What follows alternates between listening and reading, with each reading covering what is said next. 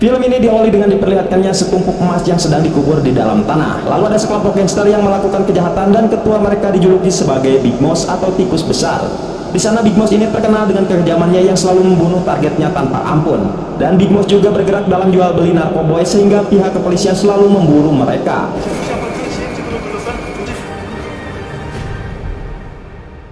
Kemudian scene berpindah kepada seorang pengacara yang bernama Park Chang Ho. Di sana ia sedang ngulang dan bercita-cita ingin menjadi orang yang sukses di usianya yang sekarang. Setelah itu Chang Ho mengajak istri dan mertuanya untuk makan malam bersama di restoran mewah dengan tujuan untuk memperingati hari ulang tahun pernikahan mereka. Dan istrinya itu bernama Go Mi-ho. Melihat hal itu, Mi-ho mengatakan kalau Chang Ho hanya membuat boros uang saja karena mengingat mereka bukanlah seorang sultan. Mendengar hal itu, Chang Ho berjanji akan membuat biaya pemasukannya naik pesat karena ia sekarang sedang menjalani kasus besar, sehingga jika berhasil maka Chang Ho akan mendapatkan bayaran yang sangat tinggi. Dan ternyata kasusnya itu harus menangani kasus pembunuhan di rumah sakit Gocheon. Dan kasus ini juga melibatkan nama-nama besar yang menjadi tersangkanya. Mengerti hal itu, Chang Ho meminta izin untuk pulang lebih awal karena ia akan menemui dulu jaksa Choi. Dengan perasaan senang, Mi-ho mengizinkannya, dan nanti setelah pulang Chang Ho akan mengajaknya untuk minum amer berdua di rumahnya. Mendengar hal itu, Chang Ho pun surah-seri dan langsung pergi dari sana. Namun ketika di lorong tiba-tiba ia bertemu dengan seorang pelayan yang memberikan sebuah minuman es cendol kepadanya untuk di perjalanan. Tanpa rasa curiga ia pun mengambilnya. Dan ketika di dalam mobil ia pun meminum es cendol itu dan tiba-tiba ia merasa pusing dan ngeplay. Yang ternyata cendol itu telah ditaburi sesuatu. Akibat hal itulah Chang Ho pun menjadi oleng ketika menyetir dan terjadilah kecelakaan. Dan 7 hari sebelum kejadian itu, kita diperlihatkan dengan Chang Ho sedang tidur bersama dengan istrinya. Dan diketahui ia sudah menikah selama 3 tahun dengan Mi-ho yang merupakan seorang suster di rumah sakit. Di sini mereka berdua hidup di rumah ayahnya Mi-ho yang bernama Go Gi-kwang, yang ternyata pekerjaannya juga seorang pengacara. Namun dalam kehidupannya mereka selalu sederhana dan Chang Ho suka meminjam uang istrinya untuk menangani sebuah kasus karena ia yang bukan pengacara profesional. Sehingga Chang Ho pun menggunakan biaya sendiri untuk menangani sebuah kasus. Namun ternyata ia juga selalu meminjam uang kepada Bang Emo karena ia yang kekurangan biaya. Dan jika ia kalah dalam persidangan, maka ia tidak akan mendapatkan imbalan, sekaligus ia akan kehilangan uang istrinya dan tidak bisa membayar uang kepada Bang Emo. Saat debat di pengadilan ternyata dugaannya benar, yang dimana Chang Ho kalah dan tentu saja ia mendapatkan hujatan dari kliennya. Dan pada malam harinya tiba-tiba Chang Ho mendapatkan telepon dari Pak Wali Kota yang bernama Choi Do-ha. Di sana Choi Do-ha mengajaknya untuk ketemuan karena ada bisnis. Mendengar itu Chang Ho pun langsung pergi ke sana untuk menemuinya.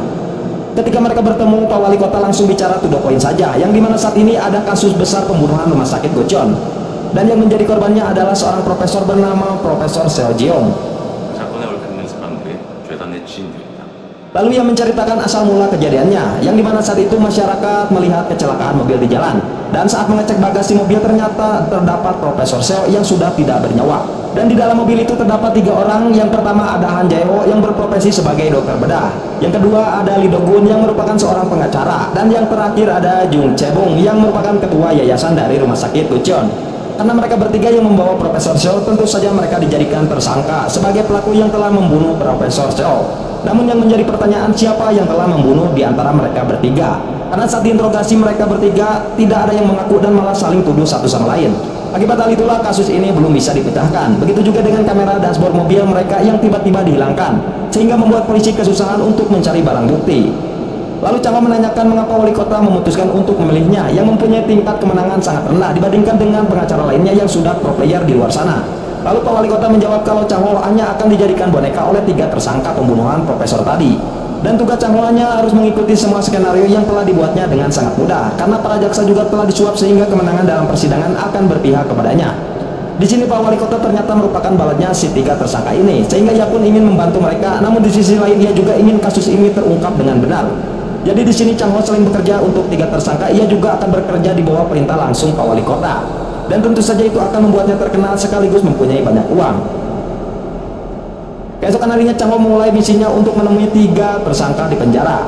Namun setelah sampai di penjara ia terkejut karena ternyata 3 tersangka ini sedang party dan mendapatkan fasilitas yang baik di penjara itu. Lalu Chang Ho memperkenalkan dirinya kepada mereka. Namun ternyata mereka bertiga telah mengetahui dengan tujuan Chang Ho untuk datang menemuinya. Bahkan mereka juga mengetahui bahwa Chang Ho merupakan pengacara yang noob dengan tingkat kemenangan hanya 10% saja. Menurut itu mereka pun sudah menyiapkan sebuah naskah yang harus dihafal oleh Chang Ho untuk memenangkan persidangannya nanti.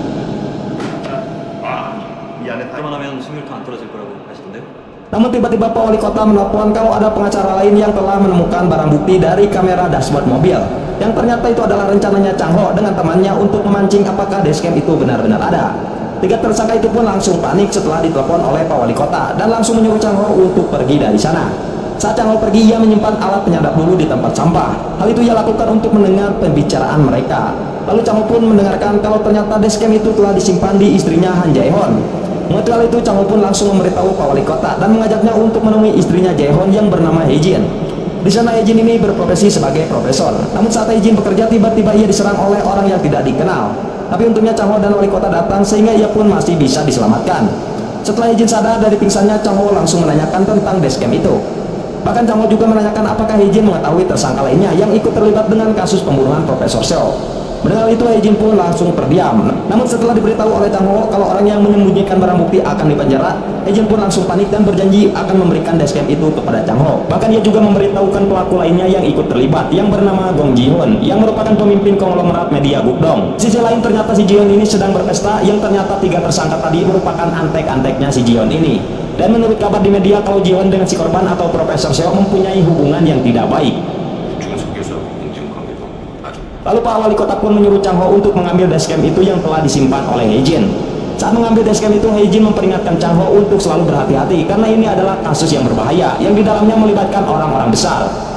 Pada malam harinya, Chang Ho memutar rekaman dashcam itu yang ternyata Profesor Seo telah dibunuh oleh tiga tersangka di dalam mobil. Namun sebenarnya mereka tidak ada niatan untuk membunuhnya karena mereka hanya ingin mengambil makalah milik Profesor Seo. Tapi karena lehernya tercekek, tentu saja ia pun modal. Melihat hal itu, mereka bertiga pun langsung panik. Lalu Chang Ho penasaran dengan isi makalah itu hingga membuat Profesor Seo modal. Kemudian di rumah Miho tiba-tiba kedatangan Bang Emok karena Chang Ho yang belum membayar hutangnya, sehingga Bang Emok memutuskan untuk menyita semua barang-barang berharga di rumah itu. Setelah itu Pak Mertua menelpon Chang Ho dan memberitahukannya kalau Bang Emok telah menyita semua barang-barang di rumahnya. Mendengar itu, Chang Ho pun kaget dan kebingungan untuk mencari uang lebih. Namun ia tiba-tiba mendapatkan ide untuk mendapatkan uang banyak. Bahkan ia juga tidak mengangkat telepon dari Pak Wali Kota dan lebih memilih pulang ke rumah sambil membawa duit DP kasus itu, serta membawa chicken kesukaannya Miho. Lalu Chang Ho mengatakan kalau ia sedang menangani kasus besar dan uang itu adalah uang DP-nya. Di sana ia berjanji akan melunasi hutang-hutangnya yang telah dipinjam kepada Bang Emok. Akibat hal itulah Miho dan Chang Ho pun berbaikan. Bahkan Chang Ho juga sempat mengajaknya untuk membuat anak. Keesokan harinya Chang Ho memutuskan untuk menemui Ji-hoon. Namun ternyata tujuan Chang Ho adalah ingin menjual rekaman dashcam kepada Ji-hoon untuk mendapatkan uang lebih. Sehingga ia pun tidak akan memberikan kamera dashcam itu kepada jaksa maupun Pak Wali Kota.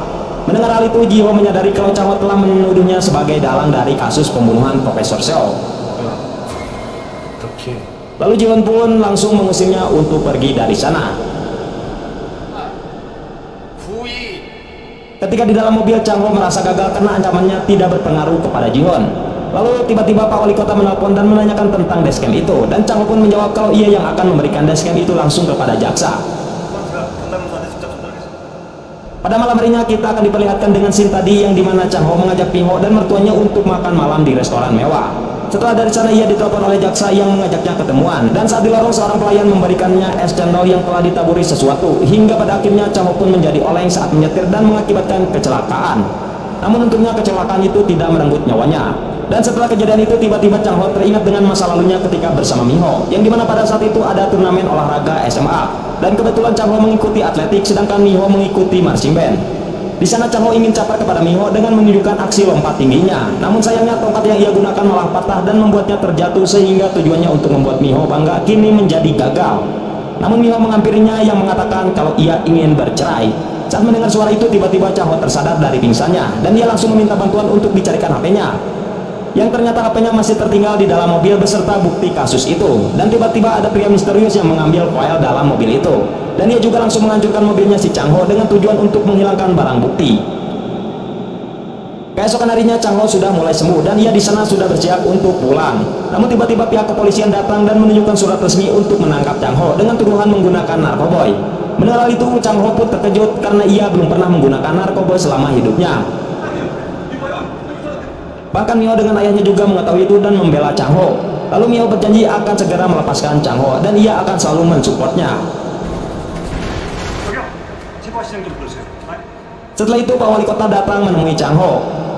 Di sini Chang Ho menceritakan semuanya kalau seseorang telah menjebaknya dengan tujuan untuk menghilangkan barang bukti, yaitu file dashcam. Pak Wali Kota yang mendengar hal itu langsung kecewa kepada Chang Ho karena telah menghilangkan barang bukti untuk mengungkapkan kasus pembunuhan Profesor Seo. Di tempat lain, para detektif datang ke kantornya Chang Ho dengan tujuan untuk melakukan penggeledahan di sana.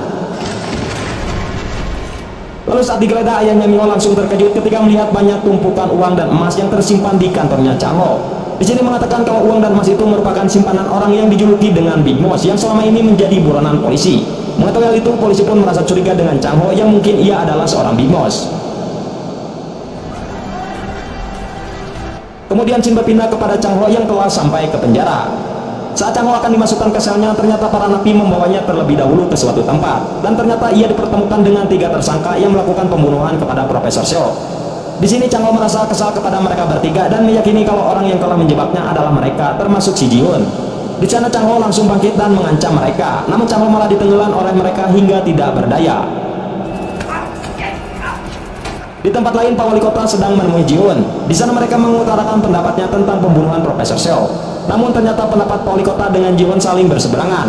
Tapi tiba-tiba pengawalnya Ji-hoon memutarkan berita di televisi dan menyiarkan kalau Big Boss seorang mafia yang ditakuti ternyata orangnya adalah Chang Ho. Melihat hal itu, Wali Kota dengan si Ji-hoon langsung terkejut dan tidak menyangka kalau Chang Ho yang culun adalah seorang Big Boss.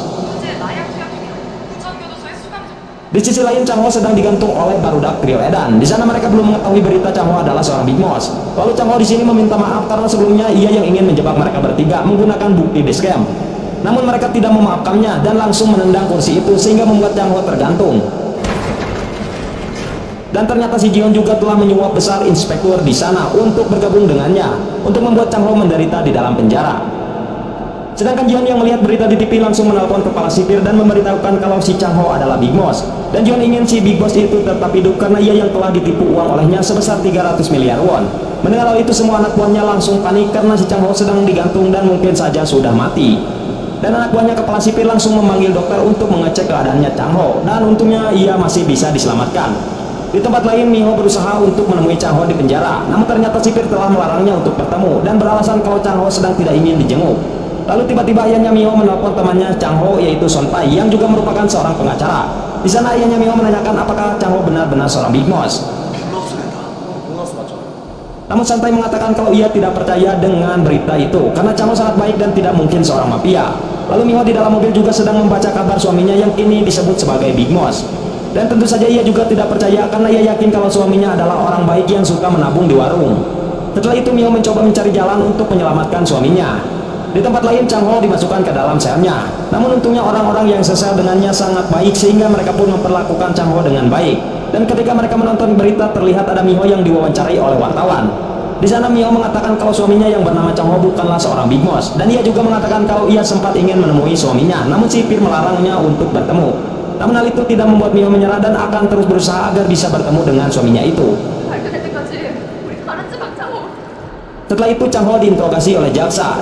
Di sini jaksa terus menanyakan apakah benar Chang Ho adalah seorang Big Boss. Lalu Chang Ho dengan rasa muak mengatakan kalau ia bukanlah Big Boss. Namun jaksa tidak percaya dan langsung mencoba memastikannya dengan memasangkan alat detektor kejujuran. Lalu Chang Ho yang mengetahui itu tidak terima dan ia langsung marah-marah sambil mengatakan kalau ia bukanlah Big Boss. Di sisi lain, Ji-hoon sedang rapat dan membicarakan kalau ia dengan kepala sipir akan menyelidiki kalau Chang Ho adalah Big Boss. Dan terlihat kepala sipir sedang suraseri serangan sambil mengawasi CCTV. Kemudian malam harinya si jaksa menemui Ji-hoon di rumahnya. Di sana jaksa itu memberitahukan kalau ia sempat menginterogasi Chang Ho tentang Big Boss. Namun anehnya si jaksa tidak memberitahukan semua informasi yang telah ia dapatkan tentang Chang Ho. Lalu setelah Chang Ho pergi, tiba-tiba jaksa Choi berubah ekspresi dan ia langsung menemui Pak Wali Kota. Yang ternyata jaksa juga telah disuap oleh Pak Wali Kota sehingga si jaksa ini menjadi bekerja di dua pihak. Namun di sini jaksa memberikan semua informasi yang ia ketahui tentang Chang Ho kepada Pak Wali Kota. Setelah membaca dokumen itu, Pak Wali Kota masih belum percaya kalau Chang Ho ini adalah Big Boss. Keesokan harinya di penjara, semua napi banyak yang berpendapat kalau Chang Ho bukanlah Big Boss. Karena Big Boss yang asli mempunyai tubuh yang besar dan kejam. Dan ternyata ada juga yang berpendapat kalau Chang Ho adalah Big Boss. Saat Chang Ho sarapan pagi, tiba-tiba ia didatangi oleh pria botak. Ia adalah ketua gangster rantai dalam penjara itu. Di sana si botak ingin menguji kekuatan Chang Ho yang dikatakan adalah Big Boss. Hingga akhirnya si Chang Ho pun langsung ditenggelam. Namun untungnya petugas sipir datang dan menghentikan kerusuhan itu. Setelah itu Chang Ho dibawa oleh petugas sipir ke suatu ruangan untuk menemui kepala sipir. Di sana kepala sipir telah menyiapkan makanan mewah untuk dimakan oleh Chang Ho. Mengetahui hal itu Chang Ho pun senang dan langsung makan dengan lahap. Namun saat Chang Ho menikmati makanannya, tiba-tiba kepala sipir korup ini menanyakan apakah Chang Ho benar-benar seorang Big Boss. Big Boss aja? Mendengar hal itu Chang Ho pun langsung kebesekan dan mengatakan kalau ia bukan Big Boss. Setelah mendengar jawaban itu, kepala sipir langsung marah karena jawaban Chang Ho yang tidak sesuai dengan keinginannya. Ia pun mengusir Chang Ho dan menyuruh anak buahnya untuk mengurungnya di sel isolasi. Di sana Chang Ho merasa terpukul dan ia langsung mengingat lagi kenangan ketika bersama dengan istrinya. Kemudian Sontai menemui Chang Ho di penjara dan mengatakan kalau Miho sedang berusaha untuk membebaskannya dari penjara. Namun Chang Ho malah meminta bantuan kepada Sontai untuk dibuatkan surat cerai tentang ia dengan istrinya. Di sini Chang Ho melakukan itu karena ia merasa bersalah kepada istrinya. Dan terjadilah flashbackan lagi. Saat itu Chang Ho meminta untuk putus kepada Miho, namun Miho tidak mau dan langsung mengajaknya untuk menikah saja. Bahkan Miho juga akan membiayai Chang Ho untuk sekolah jurusan hukum. Mendengar hal itu Chang Ho pun menerimanya. Dan beberapa tahun kemudian Chang Ho pun lulus dan kini ia telah bekerja sebagai pengacara meskipun baru memulai. Lalu Chang Ho menyuruh Miho untuk tidak bekerja lagi karena ia sekarang telah mempunyai uang yang banyak. Setelah mengenang kenangan itu, Chang Ho pun langsung bersedih dengan kehidupannya yang selalu tidak beruntung. Bahkan ia juga berniat ingin bunuh diri di penjara itu. Tetapi setelah melihat para napi di sana, Chang Ho baru sadar kalau mereka semua berbahaya dan ia tidak perlu capek-capek untuk bunuh diri. Keesokan harinya tiba-tiba Chang Ho menjadi sangar dan berpikir kalau ketua gangster rantai yang paling berbahaya. Ia pun langsung melampirinya dan membahayakan sayur sup ke kepalanya si botak. Melihat hal itu semua napi langsung terkejut dengan sikapnya Chang Ho yang tiba-tiba berani. Lalu Chang Ho menantang si botak ini untuk gelut. Dan ternyata kali ini Chang Ho berhasil memukulnya hingga terpental. Semua napi yang melihat hal itu merasa takjub, sedangkan Chang Ho sendiri merasa heran karena ternyata pukulannya cukup kuat. Setelah itu Chang Ho bertemu dengan seorang napi yang dikenal sebagai psikopat dan akan dihukum mati. Chang Ho berpikir kalau psikopat ini akan mudah membunuh dirinya dan ia langsung menghina psikopat itu. Si psikopat yang mendengar hal itu tentu saja mulai marah dan mulai mengeluarkan pisaunya. Namun di sini ia masih menahan emosinya. Chang Ho yang melihat hal itu kembali menghina psikopat itu telah jadi beban ibunya yang membuat ia langsung menangis. Dan semua napi menyangka kalau Chang Ho telah mengancam si psikopat itu, yang membuat Chang Ho pun menjadi semakin ditakuti semua tahanan. Dan teman-temannya yang satu sel dengannya kini juga menjadi disegani, sehingga mereka pun mendapatkan makanan dengan porsi yang lebih. Merasa rencananya gagal agar dibunuh napi di sana, malam harinya Chang Ho membuat rencana untuk kabur dari penjara. Setelah mendengar kabar napi yang mencoba kabur akan ditembak mati di tempat, dan ia sengaja menunjukkan dirinya kepada CCTV dan menantang agar para sipir segera menembaknya. Sedangkan kepala sipir yang melihat dari CCTV baru teringat dengan pesannya Ji-Hon yang harus membuat Chang Ho tetap hidup. Ia pun langsung memerintahkan seluruh anak buahnya untuk menahan tembakan yang sudah diarahkan kepada Chang Ho, yang membuat Chang Ho kembali gagal untuk bunuh diri. Sedangkan sipir langsung menelpon Ji-Hon dan memberitahukan situasi terkini Chang Ho yang berniat kabur dan hampir ditembak mati. Di tempat lain kini Miho sudah diterima bekerja di rumah sakit Gyecheon. Di hari pertamanya ia bekerja sudah mendapatkan perlakuan yang tidak menyenangkan. Miho dipaksa untuk bekerja sendirian mengurus seluruh pasien yang ada di sana, sedangkan semua staf malah keluar untuk makan siang. Kemudian scene berpindah ke penjara, di mana saat itu semua tahanan dikumpulkan di sebuah ruangan untuk membagi kelas mereka masing-masing. Di mana pembagian kelas ini berdasarkan uang suap yang diberikan kepada kepala sipir. Siapa yang menyuap paling tinggi maka ia yang akan mendapatkan kelas A dan seterusnya. Sedangkan yang tidak bisa menyuap sama sekali mereka akan dikategorikan kelas C dan akan dianggap seperti budak dalam penjara. Dan kelompok Chang Ho sebagai kelas C atau tanpa menyuap mereka harus membersihkan septic tank tadi.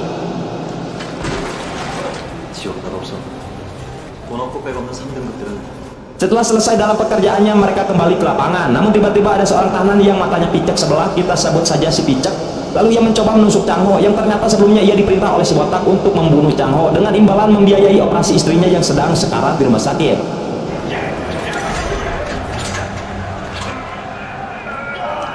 Namun ternyata penikaman itu dihentikan oleh kepala sipir yang melihat kejadian itu dari CCTV. Dan setelah berhasil menghentikan penikaman, kepala sipir pun kembali mengundang Chang Ho untuk ngobrol berdua. Yang ternyata kepala sipir ini masih ingin memeras Chang Ho dan malah mengancam keluarganya. Mendengar keluarganya diancam, tiba-tiba saja Chang Ho pun mengakui kalau dirinya adalah Big Boss yang asli dan mengancam balik kepala sipir dengan seluruh anak buahnya yang akan tewas jika berani mendekati keluarganya. 순간 다 죽어. 보통 얘기가 아니네요. Keesokan harinya saat Chang Ho harus menjadi budak dan membersihkan saluran sepiteng yang dipenuhi dengan para napi, di sana Chang Ho terus memikirkan siapa sebenarnya yang telah menjebak dirinya sebagai Big Boss. Padahal selama ini dia tidak pernah merasa punya masalah dengan para kliennya ataupun orang lain. Dan pada saat jam makan siang, Chang Ho pun memutuskan kalau ia harus benar-benar bisa berperan sebagai Big Boss untuk bertahan di sana, dan juga agar istri dan mertuanya bisa aman di luar.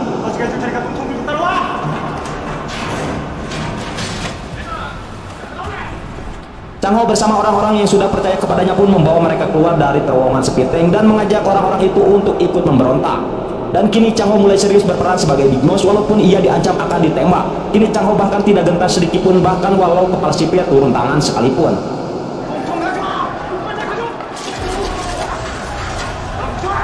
Kepala sipir ini bahkan tidak berkutik di hadapan Chang Ho karena ia yang masih takut dengan ancamannya waktu itu. Hingga akhirnya kepala sipir pun membebaskan Chang Ho dari pekerjaan menjijikan itu dan mempersilahkan mereka untuk makan malam yang layak. Ketika mereka sedang asik menikmati makan siang, tiba-tiba Miho dan Sontai pun berkunjung menjenguk Chang Ho. Ternyata Miho menemui Chang Ho untuk mengatakan secara langsung kalau ia akan terus bersamanya apapun yang terjadi. Tidak peduli bagaimanapun apa yang dikatakan orang kepadanya, dia akan terus berjuang menyelamatkan Chang Ho. Setelah bertemu dengan Miho, ia pun kembali dimasukkan ke sel isolasi seorang diri.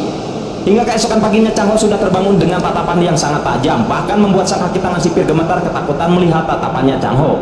Yang ternyata kali ini Chang Ho benar-benar sudah memutuskan dia akan berperan sebagai Big Boss walaupun dirinya bukanlah Big Boss yang asli. Semua ia lakukan agar mendapatkan banyak pengikut di dalam penjara dan juga agar tidak ada yang berani menyentuh Miho di luar sana. 내가 진짜 빅마우스다. 속에 있는 나를 찾아가는 여인이고. Ketika di lapangan penjara terlihat sudah begitu banyak napi yang menghormati Chang Ho, bahkan banyak yang bersedia untuk menjadi anak buahnya, sehingga membuat Chang Ho tiba-tiba mempunyai sebuah ide untuk mengabulkan segala permintaan dan keinginan para tahanan yang ada di sana. Walaupun entah bagaimana caranya ia bisa mengabulkan permintaan para napi itu. Namun semua itu dilakukan agar para tahanan semakin mempercayai dirinya sebagai Big Boss yang asli. Dan kabar Chang Ho bisa mengabulkan semua permintaan para tahanan pun tersebar ke seluruh penjuru penjara. Namun hanya beberapa orang saja yang percaya dan mau meminta sesuatu kepadanya. Di antaranya ada pimpinan sel Chang Ho. Ia meminta kepada Chang Ho untuk menemukan putrinya yang hilang selama bertahun-tahun karena ia yang percaya bahwa putrinya masih hidup hingga saat ini. Setelah itu si psikopat juga datang ke sana dan meminta kepada Chang Ho agar ia bisa membantu biaya atau menyembuhkan ibunya yang sedang mengidap penyakit leukemia dan harus melakukan operasi tulang sumsum. Dia bahkan rela mengorbankan hidupnya untuk Chang Ho asal dia mau membantu kesembuhan ibunya.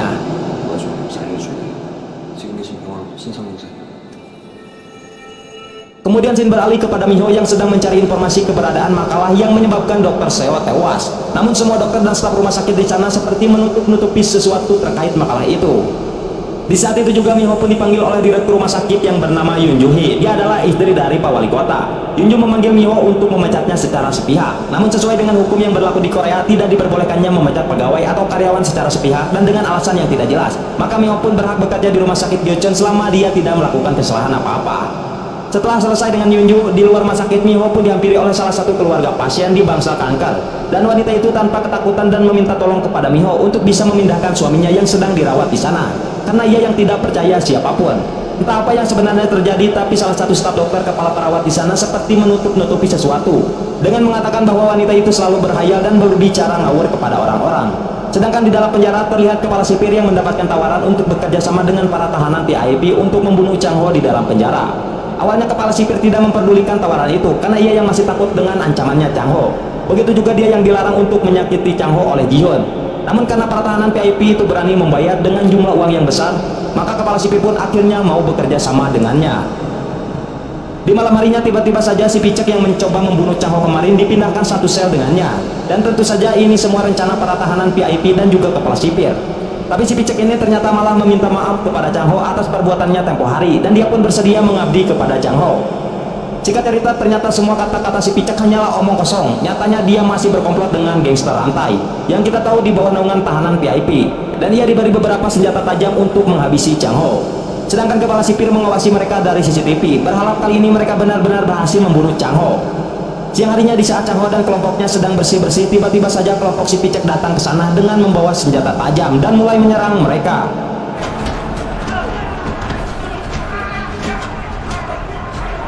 Di saat Chang Ho berusaha menghindari tusukan si Picek, ternyata aktor utama rencana pembunuhan Chang Ho bukanlah dia, tapi si psikopat ini. Diam-diam ia pun menghampiri Chang Ho dan akan menusuknya dari belakang. Namun tiba-tiba pimpinan sel menghalanginya dan menjadikan dirinya tameng dari tusukan itu.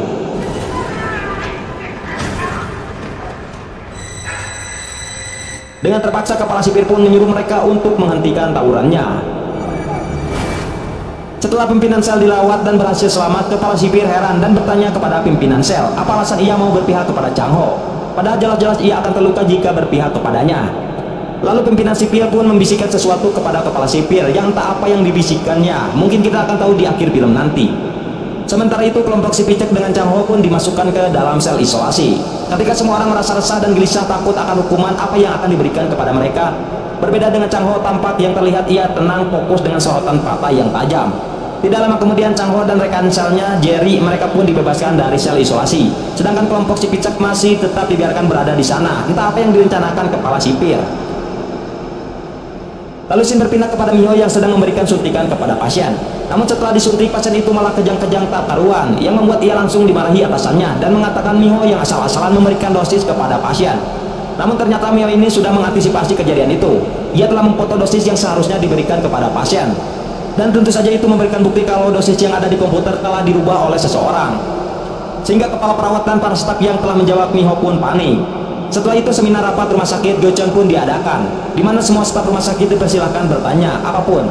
Dan tiba-tiba saja Miho menyerobot antrian pertanyaan staf lain dan langsung mengatakan bahwa dia memiliki makalah Dr. Seo yang belum sempat terbit. Dan tentu saja pernyataan Miho itu membuat semua orang yang hadir sangat terkejut. Ternyata bukan tanpa alasan Miho mengaku memiliki makalah Dr. Seo. Walaupun ia tahu bahwa dengan pernyataan itu akan membuat hidupnya dalam bahaya, namun ia ingin memancing orang-orang yang berkaitan atau tahu tentang makalah Dr. Seo. Dan benar saja setelah pernyataan itu Miho pun dibuntuti seseorang yang selalu memperhatikannya dari kejauhan. Tapi untungnya Miho berhasil kabur dari orang itu. Namun tanpa diduga setelah pernyataan Miho itu, orang yang terpancing tidak lain dan tidak bukan adalah Pak Wali Kota. Ia pun meminta Miho untuk segera bertemu dan membahas makalah tersebut.